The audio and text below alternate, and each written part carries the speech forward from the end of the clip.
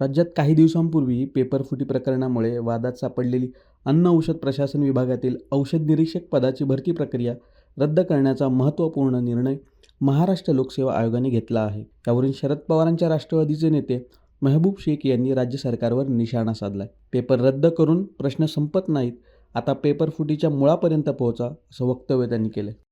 अखेर एमपीसीला मान्य करावं लागलं की पेपर हा फुटला आणि त्यांनी सांगितलं की एक विद्यार्थ्याकडे पेपर गेला वगैरे, परंतु तो किती विद्यार्थ्याकडे गेला, कसा गेला, हे त्या ड्रग्ज इन्स्पेक्टरची तयारी करणाऱ्या लाखो विद्यार्थ्यांना माहिती आहे आणि ते आम्ही देखील अनेक वेळा पुराव्यासहित लोकांच्या समोर मांडलेलं आहे.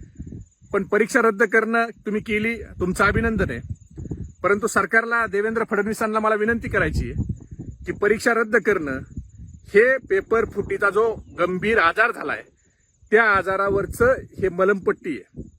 परंतु हा आजार मुळासकट जर तुम्हाला नष्ट करायचा असेल तर ह्या प्रकरणाची सखोल चौकशी झाली पाहिजे. याचे धागेदोरे, याच्यात कोण कोण गुंतलंय, ह्या पेपर फुटीच्या चक्रव्यूहात कोण कोण अभिमन्यू अडकलेत, हे तुम्ही त्या ठिकाणी शोधलं पाहिजे. आणि ह्या एमपीएससी मधून पेपर फुटलाय का ट्रान्सपोर्ट करताना पेपर फुटी झाली, का परीक्षा केंद्रावर गेल्यावर पेपर फुटी झाली, का एमपीसीतच याचा मास्टर माइंड बसलाय आणि तो मास्टर माइंड पैसे खाऊन लाखो विद्यार्थ्याच्या भविष्याशी खेळतोय. आज परीक्षा रद्द झाली, उद्या परीक्षा द्यायची, परंतु त्या लाखो विद्यार्थ्याचं काय देवा भाऊ, ज्यांनी कष्ट घेतले, मेहनत घेतली आणि त्यांच्या कष्टाचं, मेहनतीचं, वेळेची किंमत कोण मोजणार आहे? त्यांना झालेल्या मानसिक त्रासाची किंमत कोण मोजणार आहे?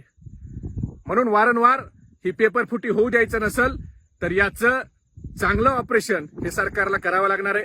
मग त्याच्यात सरकारचे काही प्रतिनिधी सापडले तरी त्यांना पाठीशी घालता कामा नये.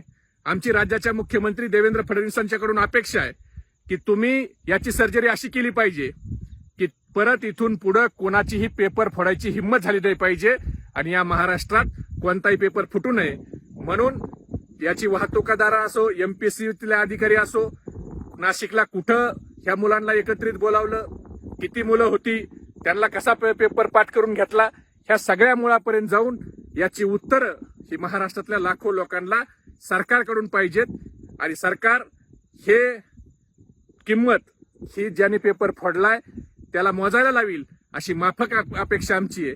पण जर सरकारनं फक्त ही मलमपट्टी करून त्या ठिकाणी चौकशीपासून पळ काढला तर सरकारला देखील ह्या विद्यार्थी येणाऱ्या काळात किंमत मोजायला लागतील हे सरकारने लक्षात ठेवावं.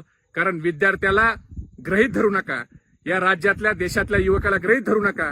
हा युवकाला जर गृहीत धरलं तर काय होतं हे तुम्ही जंतर मंतरला त्याची झलक अनुभवली. उद्या हे महाराष्ट्रात देखील तुम्हाला निश्चित पाहायला मिळू शकते.